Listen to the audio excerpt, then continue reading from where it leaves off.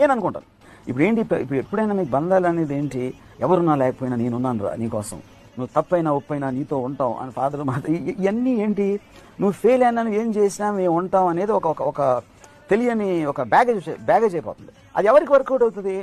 Insecurity ఉన్న వాళ్ళకి, ఒక ఎమోషనల్ లోలో ఉండే ఒక టైప్ ఆఫ్ మనుషులకి. అది నాకు లేదు కాబట్టి ఎవరన్నా నాకు అలాంటివి చూపిస్తే ఇంక ఇరిటేషన్ వచ్చేస్తున్నారు. ఆ ఇరిటేషన్తో నేను చెప్పేస్తాను. ఇప్పుడు నేను చాలాసార్లు మన ఎపిసోడ్స్ చెప్పాను, ఫ్రెండ్స్ ఇలాంటి ఎందుకు ఇష్టం ఉండదంటే, ఇంకొకళ్ళు నా బాగోగులు చూసుకోవాల్సిన అవసరం వచ్చినప్పుడు నేను చచ్చిపోతాను.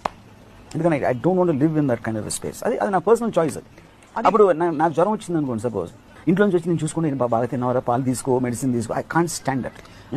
సో అది ఆ పాయింట్ ఏంటంటే, I want to live in isolation. If I'm living, I want to be well, or I want to pretend that I'm superman. I know I'm not super man.